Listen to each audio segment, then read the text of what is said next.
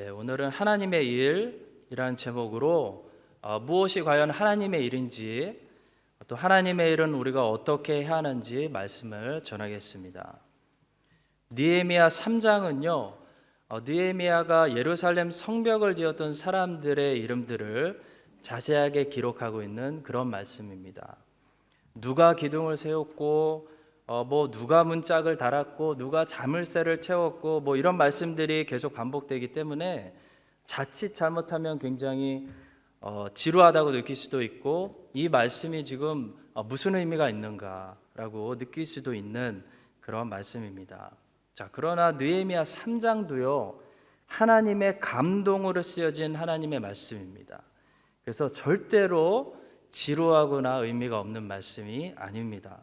이 안에는 하나님이 말씀하시고자 하는 어떤 교훈이 있고요, 모든 세대들에게 적용 가능한 살아있는 하나님의 메시지가 있습니다. 자, 로마서 15장 4절은 이렇게 말씀합니다. 무엇이든지 전에 기록된 바는 우리의 교훈을 위하여 기록된 것이니 우리로 하여금 인내로 또는 성경의 위로로 소망을 가지게 함이니라. 그러니까 사도 바울은 이 성경이 우리의 교훈을 위하여 기록된 것이다 말씀하고 있습니다. 성경 안에는 다양한 장르의 글들이 분명히 있습니다.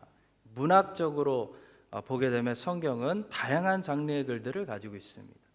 족보도 있고요, 제사법도 있고요, 노래도 있고 기도도 있고, 심지어 고대 왕들이 썼던 정치적인 조서들도 이 안에 들어 있습니다.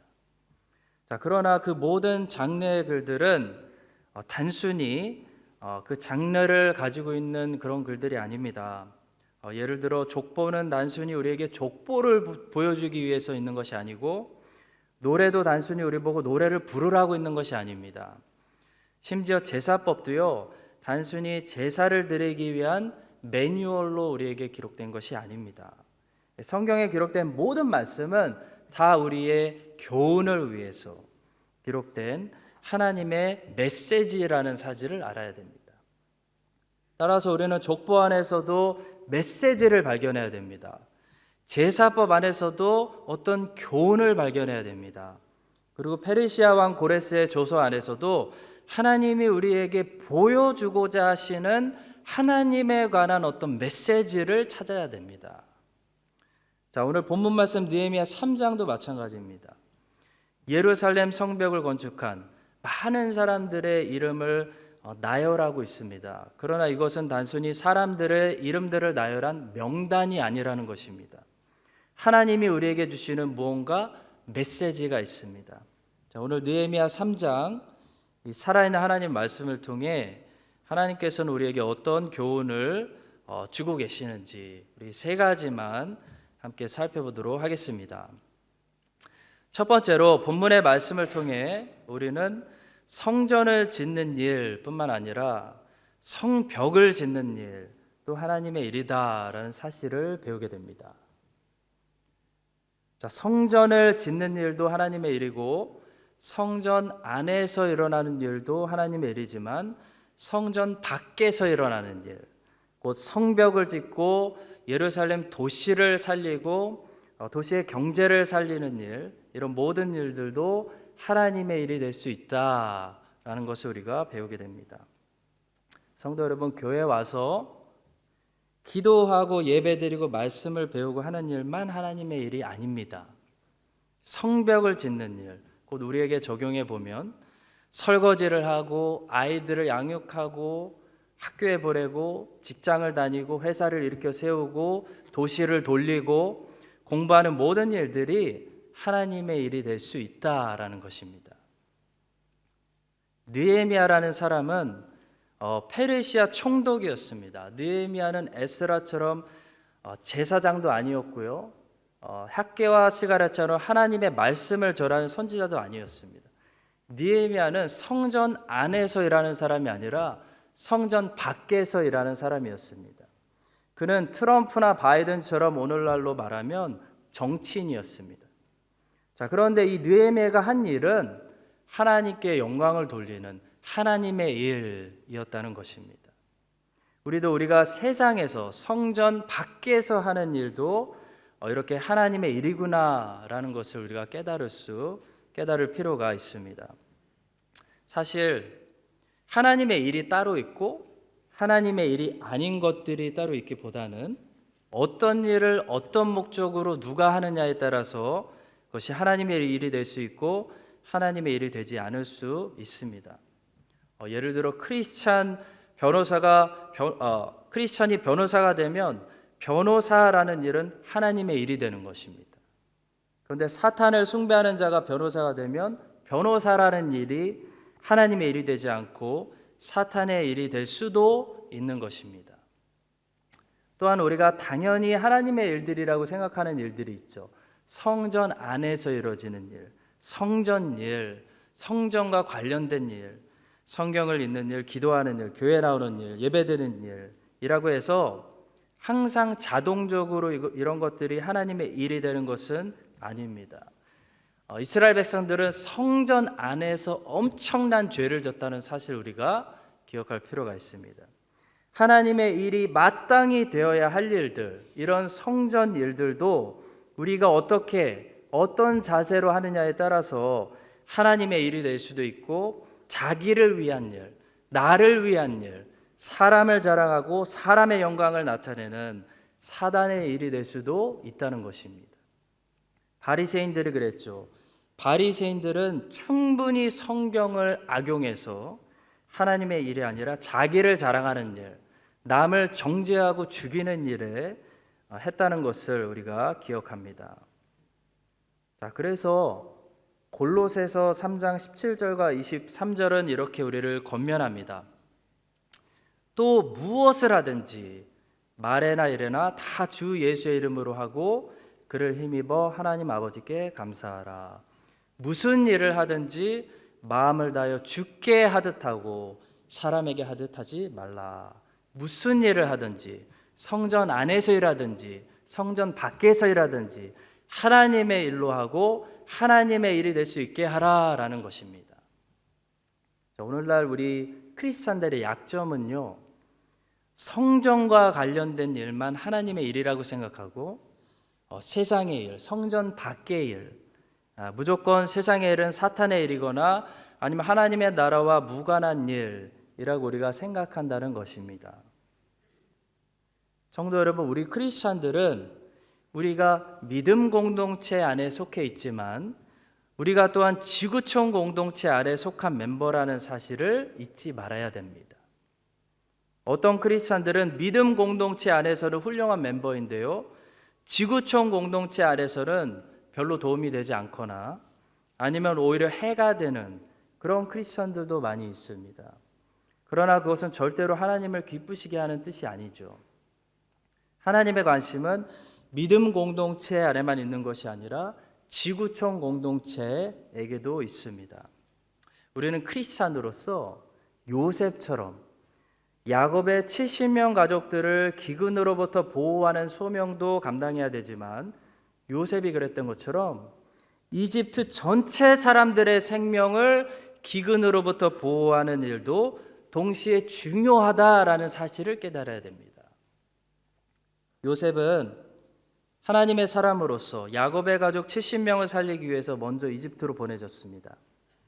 그래서 그는 갖은 고통을 당했고 애굽의 총리가 된 후에는 요셉 때문에 하나님이 택하신 백성 야곱의 가족을 그 땅에서 보존시키고 하는 소명을 잘 이룰 수 있었습니다.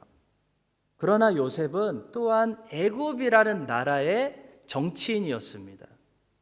그는 애굽의 총리로서 애굽 사람들의 수많은 피로를 채웠고 애굽 사람들의 생명을 7년 기근으로부터 잘 보호하고 지켜낸 지구촌 공동체에서도 꼭 필요했던 사람, 빛이 났던 사람, 그런 사람이었다는 것입니다. 성도 여러분, 우리도 요셉처럼 해야 됩니다. 믿음의 공동체 안에서만 좋은 사람이 아니라 지구촌 공동체에게도 유익을 끼치는 정말 좋은 사람들이 되어야 합니다. 왜냐하면 그 일도 하나님의 일이기 때문입니다. 자, 선지자 요나는요, 오늘날 믿음 공동체만 소중히 여기고 지구촌 공동체는 전혀 상관을 안 하는 그런 안타까운 크리스천들의 모습을 보여주는 대표적인 선지자라고 할 수가 있겠습니다. 요나는 다시스로 가는 배에서 그 배가 풍랑을 맞아서 모두 죽게 되는 동안 요나는 배 안에서 아무 일도 하지 않았습니다. 오히려 요나서를 자세히 읽어보시면 다시스로 가는 배, 폭풍을 만난 배에 타 있던 이교도들과 그 배의 캡틴이 훨씬 더 영웅적이고 멋있고 사람들에게 생명을 구원해 보려고 노력하는 모습을 우리가 볼 수 있습니다. 영웅스럽고 감동스러운 모습은 그 배에 타 있던 이교도들의 모습에서 발견되어집니다. 정작 이 공동체가 당하는 고통을 돌아보고 피로를 채우고 정말 영웅이어야 하고 그 누구보다도 사람들의 생명을 소중히 생각해야 하는 하나님의 사람, 하나님을 아는 사람, 요나 선지자의 모습은 딱 한마디로 정리하면 무관심이었습니다. 여러분, 요나가 이 이교도들, 다른 말로 하면 세상 사람들을 위해서 아무런 도움도 주려고 하지 않고 아무것도 하려고 하지 않았던 모습이 오늘날 여러분과 저를 포함한 많은 교회들의 모습은 아닌지 정말 우리를 부끄럽게 하고 우리를 두렵게 하는 말씀입니다. 우리는 요나가 이 이교도들과 한 배에 타 있던 것처럼 세상 사람들과 지구촌 공동체라는 한 배에 타 있습니다. 세상의 경제가 안 좋아지면 그것이 결국 우리에게도 폭풍으로 오는 것이고요. 세상의 자연이 파괴되면 그것이 결국 우리에게도 아픔과 상처로 오게 되는 것입니다. 우리는 세상 사람들과 한 배를 탔기 때문에 세상에서 일어나고 있는 많은 문제들, 정치 문제, 경제 문제, 자연 재난 문제들을 그냥 요나처럼 왕무시해서는 안 된다는 것입니다. 요나가 혼자서 아무것도 안 하고 있으니까 배 선장이 심지어 요나를 재촉하면서 이렇게 말했습니다. 요나서 1장 6절 말씀입니다. 하나님의 사람이 고통을 당한 공동체에 먼저 찾아가서 이렇게 합시다, 해결책을 줘야 되는데 선장이 하나님의 사람에게 가서 이르되 자는 자여 어찌함이냐, 일어나서 내 하나님께 구하라. 혹시 하나님이 우리를 생각하사 망하지 아니하게 하시리라 하니라 말씀했습니다. 하나님의 자녀가 세상 사람들이 고통당할 때 먼저 도움을 주지는 못할 망정 세상 사람들이 아무것도 하고 있지 않는 하나님의 사람에게 와서 당신도 이 문제에 관해서 관심을 갖고 뭔가 좀 해보시오 라고 충고하고 있다는 것입니다. 성도 여러분, 선장이 요나에게 던지는 이 말씀처럼 오늘날 세상 사람들이 하나님의 자녀들보다 세상을 더 걱정하고 있습니다. 더 잘 걱정합니다. 그리고 교회를 향해서 이렇게 말하고 있는지도 모르겠습니다. 자는 자여 어찌함이냐, 일어나서 내 하나님께 구하라. 우리는 요나처럼 세상 사람들의 위기를 모른 척해서도 안 되고요, 세상 돌아가는 일에 무식해서도 안 됩니다. 우리가 믿음 공동체에서만 굉장히 탁월한 사람들이 되고 지구촌 공동체에서는 아무 쓸모없는 사람들이 된다면 우리는 예루살렘 성전 안의 일만 하나님의 일이라고 생각하고 성전 밖의 일, 오늘 느헤미야가 하고 있는 성벽을 건축하고 도시를 건축하는 일은 이건 하나님의 일이 아니다, 이건 세속적인 일이다, 이건 사탄의 일이다 라고 우리는 생각할 수밖에 없다는 것입니다. 포로 시대가 끝난 후에 유다 백성들이 돌아와서 당연히 순서적으로 먼저 성전을 졌습니다. 그리고 예배를 회복했고 개혁운동을 일으켰습니다. 그러나 그것이 다가 아니었습니다. 회복은 그렇게 다 끝나지 않았습니다. 마지막으로 느헤미야가 와서 성벽을 건축하고 예루살렘 도시를 재건합니다. 도시를 재건하는 일까지가 하나님의 일이었습니다. 마찬가지로 여러분과 저도 우리 교회뿐만 아니라 우리가 살고 있는 이 도시 크라이스트처치가 하나님의 영광을 드러내는 그런 좋은 도시, 21세기에 정말 안전하고 모범적이고 바른 교육이 있고 하는 좋은 도시가 될 수 있도록 우리가 교회에 오실 때는 내가 에스라 같은 제사장이다, 성전 일 잘해야지 하는 마음으로 오시고요, 직장으로 나가시고 성전 밖으로 나가실 때는, 세상으로 나가실 때는 내가 느헤미야다 같은 마음으로 나가셔서 그 세상 성전 밖에 있는 일을 통해서도 하나님의 일을 능히 해내실 수 있는 우리 교회 모든 성도님들 되시기를 예수님의 이름으로 간절히 축복합니다. 자, 두 번째로 오늘 본문을 통해 우리는 하나님의 일을 할 때는 하나님의 백성들이 항상 협동해야 한다라는 사실을 배우게 됩니다. 이 느헤미야 3장 본문에는요 75명이 넘는 사람들의 이름들이 기록되어 있습니다. 느헤미야 한 사람이 뛰어났기 때문에 혼자 성벽을 지은 것이 아닙니다. 성벽을 짓는 하나님의 일은 많은 사람들이 함께 협동해서 지은 것입니다. 예루살렘 성벽이 준공되는 모습은 상상해 보시면 조금 특이했습니다. 마치 다리를 지을 때 다리를 한쪽에서 짓기 시작해서 이 반대쪽 끝까지 가게 만들지 않더라고요. 유튜브를 보니까 이 다리를 보통 지을 때는 양쪽에서 짓기 시작해서 가운데서 만납니다.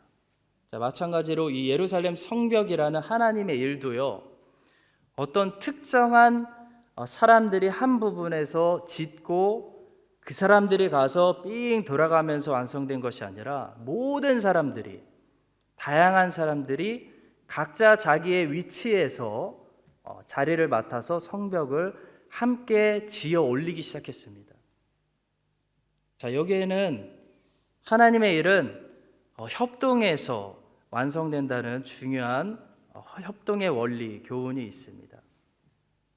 성도 여러분, 하나님의 일들은 많은 사람이 협력해서 많은 사람들의 협동을 필요로 합니다. 우리 교회가 시드 캠프를 하고 매년 청소년들을 위해 10년째 유스 컨퍼런스를 해서 많은 자녀들에게 복음을 전해주고, 그래도 우리 자녀들의 머릿속에 돌아갈 곳이 있다, 하나님 아버지가 계시다라는 인식을 심어주고 할 수 있었던 모든 것은 어느 한 교회가 잘났기 때문이 아니라 하나님의 백성들이 서로 협동했기 때문에 가능했던 것입니다.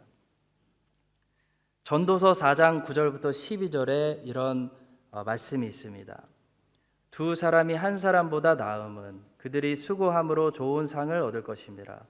혹시 그들이 넘어지면 하나가 그 동물을 붙들어 일으키려니와 홀로 있어 넘어지고 붙들어 일으킬 자가 없는 자에게는 화가 있으리라.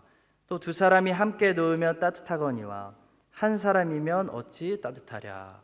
한 사람이면 패하겠거니와 두 사람이면 맞설 수 있나니 세 겹줄은 쉽게 끊어지지 아니하느니라. 아멘. 너무나 유명하고 복된 말씀입니다. 하나님의 백성들이 서로 연합하고 협동하는 것이 얼마나 강하게 만드는지 우리에게 가르쳐주는 말씀입니다.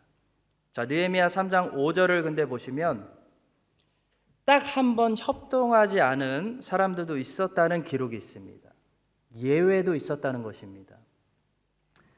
3장 5절입니다. 그 다음은 드고아 사람들이 중수하였으나 그 귀족들은 그들의 주인들의 공사를 분담하지 아니하였으며, 많은 사람들이 분담을 받아서 각자 자기가 맡은 구역의 성벽을 짓는데 헌신을 했는데 어떤 사람들, 귀족들은 공사를 참여하지 않았다는 것입니다. 자, 여러분, 이것은 우리에게 아주 중요한 메시지를 줍니다. 항상 모든 사람들이 다 협조하지는 않을 것이라는 것입니다. 예루살렘 성벽 재건축을 하는 하나님의 일에도 모든 사람들이 그때 다 오케이 했고 다 협조했던 것은 아니라는 기록을 하나님께서는 말씀을 통해 우리에게 보여주고 계십니다. 자, 이 말씀을 통해 우리는 실망하는 것이 아니라 오히려 위로를 받게 됩니다.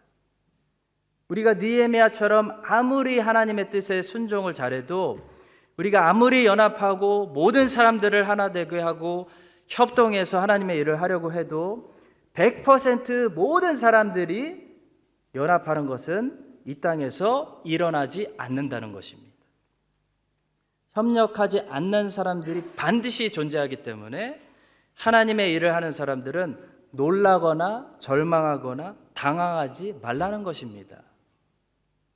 성도 여러분, 이 사실을 우리가 꼭 주의 일을 할 때 기억할 필요가 있습니다. 사람이 언제 힘이 빠지고 실망할까요? 잘못된 것을 기대했을 때 실망합니다. 우리는 아무리 하나님께서 명령하신 주님께 영광 돌리는 일에 순종하더라도요, 100% 지지를 받고 칭찬을 듣고 모든 사람들이 협력해서 우리를 돕지 않을 것이라는 사실, 하나님의 종들은 이것부터 미리 알아야 됩니다. 사실 느헤미야를 처음부터 끝까지 읽어보면 느헤미야가 얼마나 많은 방해를 받고 얼마나 많이 공격을 받았는지 정말 놀라게 됩니다. 하나님은 마치 느헤미야를 통해서 그것을 우리에게 말씀하고자, 그것을 우리에게 보여주고자 하시는 것 같을 정도입니다. 자, 여러분과 제가 앞으로도 성전 안에서나 성전 밖에서나 평생 하나님의 종들로 하나님의 일들을 하실 때 100% 협력이 안 되더라도 절대 실망하지 마십시오. 절망하지 마십시오. 이것이 하나님의 일이다 라는 것이 분명해지면 우리가 믿음으로 끝까지 순종할 때 하나님께서 그 일을 분명히 완성시키십니다. 그런 믿음을 가지고 하나님께서 마음을 뜨겁게 해주시는 사람들과 잘 협력하여 느헤미야처럼 우리도 우리 일을 끝까지 완수하는 믿음의 승리자들 되시기를 간절히 축복합니다. 자, 마지막 세 번째로 느헤미야 3장을 통해 우리는 하나님의 일을 할 때 각자 다른 은사들이 활용되어진다라는 사실을 배우게 됩니다. 다른 은사들이 활용되어진다. 자, 본문에 보시면 다양한 직업을 가진 사람들이 등장합니다. 느헤미야가 75명이 넘는 사람들의 이름을 기록하면서 특별히 추가적으로 기록한 것이 있다면 그 사람의 성품도 아니고요, 성벽을 건축한 사람들의 직업이 무엇이었는지 때로는 꼼꼼히 기록하기도 했습니다. 자, 예를 들어 성경을 보시면 1절에서는 제사장들도 있었다고 말씀하고 있습니다. 또 쭉 이름만 나열하다가 8절에 보시면 우시엘이라는 사람의 이름을 기록하면서 그 사람의 직업을 기록합니다. 그는 금장색이었다, 금을 다루는 사람이었다, 골드스미스였다 라고 기록합니다.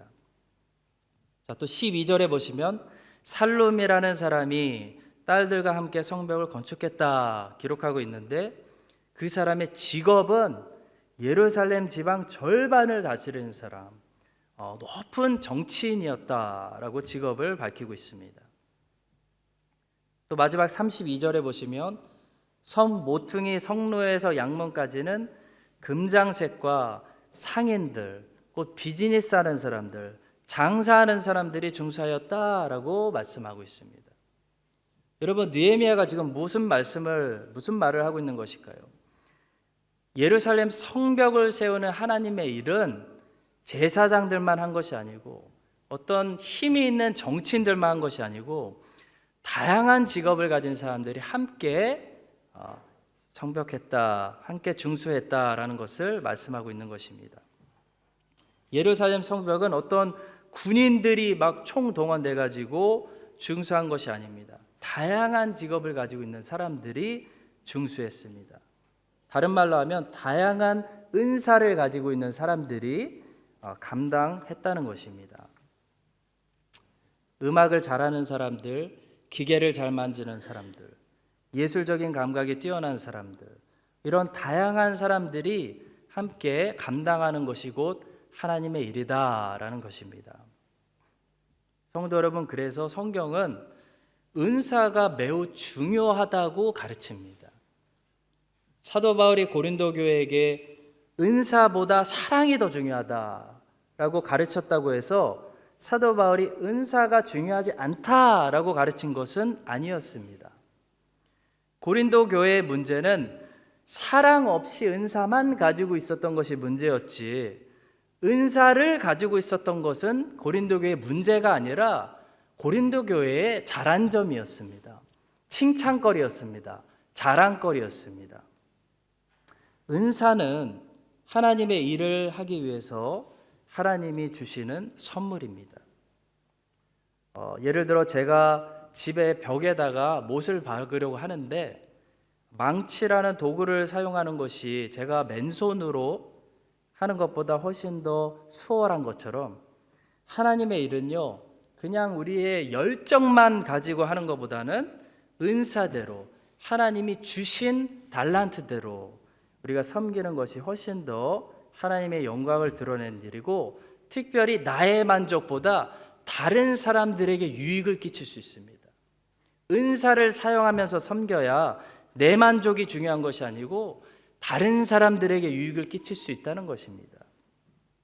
자, 또 예를 들어 정말 좋은 칼과 비싼 주방 도구들을 가지고 있으면 맨손으로 요리하는 것보다 훨씬 더 요리를 잘 만들어낼 수 있는 것처럼, 우리가 열정만 가지고 주의 일을 하는 것이 아니라 하나님이 주신 은사대로 섬기면 훨씬 더 하나님의 교회를 유익하게 할 수 있다는 것입니다. 자, 우리가 은사 이야기를 할 때 그동안 우리 기독교를 혼란스럽게 만들어버린 은사주의 때문에 은사 이야기를 하는 것 자체가 굉장히 조심스러워졌고 복잡해졌습니다. 마치 은사 이야기를 하는 것 자체가 굉장히 부정적인 그런 잘못된 인식을 우리가 가지고 있습니다. 그러나 성도 여러분, 은사는 굉장히 중요합니다. 은사 이야기는 바로 해야 됩니다. 그래서 저는 오늘 마지막으로 은사 이야기를 할 때 우리가 꼭 기억해야 될 아주 중요한 기본 원리 두 가지만 말씀드리고 마치려고 합니다. 첫 번째는 모든 사람들에게 주님이 은사를 주셨다라는 것입니다. 누구나 하나님의 자녀라면 하나님의 일을 할 수 있도록 다양한 은사를 주셨다라는 사실을 우리가 먼저 인식하는 것이 중요합니다. 크던 작던 하나님께서는 주님의 종들에게 은사를 주셨습니다.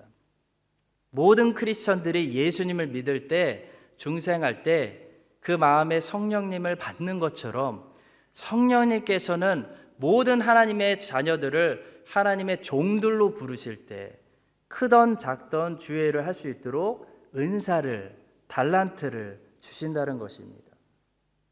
이 마태복음 25장 달란트의 비유를 통해 우리가 알 수 있죠. 그것처럼 달란트를요, 다르게 받을 수는 있습니다. 그러나 달란트를 받지 못하는 하나님의 종들은 없다는 것입니다.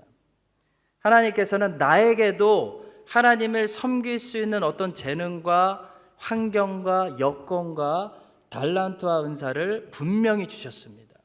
나도 은사를 받았다는 사실을 먼저 각자 인정하고 그 은사가 무엇인지를 찾고 그것을 개발해서 하나님을 섬겨야 하는, 하나님의 교회를 세우는 우리 모두가 되어야 하겠습니다.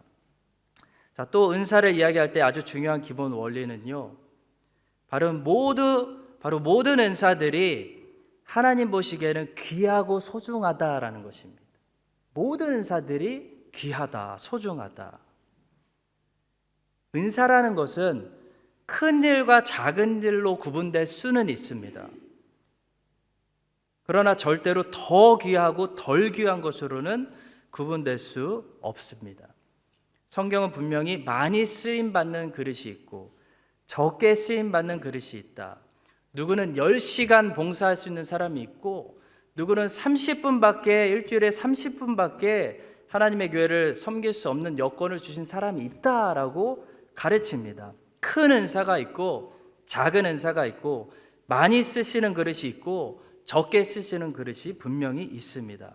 그러나 성경은 단 한 번도 어떤 은사가 다른 은사보다 더 귀하다라고 말씀하신 적은 없습니다. 5달란트 받은 종도 착하고 충성된 종이고 2달란트 받은 종도 착하고 충성된 종입니다. 10시간 교회 나와서 섬기실 수 있는 성도님들도 착하고 충성된 종이고 30분 나와서 섬기시는 성도님들도 착하고 충성된 종입니다. 착하고 충성된 종이 되든지 아니면 우리 본문 말씀 5절에 나와서 아무 일도 안 했던 사람들처럼 아무 일도 하지 않는 악하고 게으른 종들이 되든지 둘 중에 하나지. 더 착하고 더 귀하고 주님이 아끼시는 종이 된다는 것은 불가능합니다. 우리는 우리 마음대로 큰 은사, 많이 쓰임받는 그릇은 하나님이 귀한 은사로 생각하고 적게 쓰임받고 작은 그릇은 덜 귀하다라고 생각하는데 그것은 우리 생각입니다. 하나님은 그렇게 생각하시지 않습니다. 하나님은 하나님이 악하게 보시는 그릇은 아무 일도 안 하는 그릇입니다. 그것이 고린도전서 12장의 내용입니다. 사도 바울은 고린도전서 12장에서 은사에 대해서 설명을 하면서 뒤로 가면서 갑자기 몸이라는 비유를 가지고 설명합니다. 그 몸이라는 비유를 가지고 사도 바울이 말하려고 하는 지금 최종 핵심 결론은 뭐냐면 모든 몸의 지체들이 다 귀하고 소중하다라는 것이었습니다. 엄지발가락은 팔보다 더 작은 소명을 맡은 작은 그릇일 수는 있습니다. 우리는 팔을 더 쓰지 않습니까? 그러나 팔만 중요하고 발가락은 중요하지 않다. 절대 그럴 수 없다는 것이죠. 모든 지체가 하나님 보시기에는 너무 다 중요하다는 것입니다. 따라서 성도 여러분, 은사를 생각할 때 기본적으로 이 두 가지를 꼭 기억하시기 바랍니다.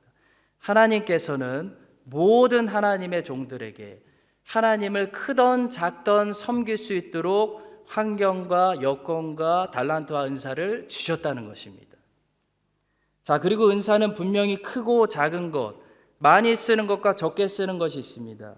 누구는 많은 직분을 맡아서 일할 수 있고 누구는 정말 나와서 10분 기도할 수밖에 없는 성도들도 있습니다. 자, 그러나 중요한 것은 아무 일도 안 하는 것이 악한 것이지 하나님께서 주신 은사대로 하나님께 와서 섬기면 하나님 보실 때는 더 귀하고 덜 귀한 것이 존재하는 것이 아니라 다 귀하고 소중하다, 다 필요하다라는 것을 꼭 기억하시기 바랍니다. 사랑하는 성도 여러분, 느헤미야 3장을 보니까 여러 직업을 가진 다양한 재능과 은사를 가진 사람들이 예루살렘 성벽을 짓는 이 하나님의 일에 동참했습니다. 예루살렘 도시 절반을 다스리는 정치인이 자기의 힘을 발휘해서 혼자 진 게 아닙니다. 장사를 하는 사람들, 피시앤칩스 가게를 운영하는 사람들, 그런 사람들 다 동참해서 자기가 맡은 구역에서 함께 하나님의 일에 동참했다는 것입니다. 하나님께서는 이렇게 다양한 재능을 가진 사람들을 오늘도 부르시고 초대하십니다. 나와 함께 일하자. 30분 귀하다. 30분 투자해라. 나와 함께 일하자. 나의 일을 하자라고 하나님이 부르십니다. 여러분들도 하나님의 일을 할 수 있습니다. 나도 하나님의 일을 할 수 있습니다. 나도 환경과 여건과 재능을 가지고 하나님 나라를 세우는데, 하나님의 교회를 이곳에 세우는데 도움이 될 수 있습니다. 오늘도 우리 교회에 특정한 어떤 사람들만이 아니라 우리 모두를 다 부르셔서 악하고 게으른 아무 일도 하지 않는 종들이 되지 말아라 라고 말씀하시며 하나님의 나라를 세우는 데 우리를 초대하시는 그 부르심에 우리 모두가 응답하고 동참해서 우리 모두가 착하고 충성된, 하나님이 귀하게 여기시고 아끼고 소중히 여기시는 주님의 종들이 될 수 있기를 간절히 축복합니다. 기도하겠습니다. 우리를 하나님의 일로 초대하고 부르시는 하나님, 감사합니다. 우리 느헤미야 3장 말씀에서 우리가 배운 것처럼 성전과 관련된 성전일 뿐만 아니라 성벽과 관련된 우리가 살고 있는 이 도시와 관련된 모든 일들도 느헤미야처럼 하나님의 일로 할 수 있도록 도와주시옵소서. 주님, 요나가 지구촌 공동체를 완전히 무시하고 무관심했을 때 배 선장이 요나를 도전한 것처럼 오늘 말씀으로 우리를 도전해 주시니 감사합니다. 우리도 요셉이 야곱의 가족뿐만 아니라 애굽의 총리로서 애굽 사람들의 생명까지도 잘 섬긴 것처럼 여기 하나님 백성들이 믿음의 공동체뿐만 아니라 지구촌 공동체를 돌보는 모든 일에도 지혜롭고 뛰어나고 앞장서고 정말 큰 유익이 되는 그런 사람들이 되게 하여 주시옵소서. 감사드리며 살아계신 예수님의 이름으로 기도드립니다.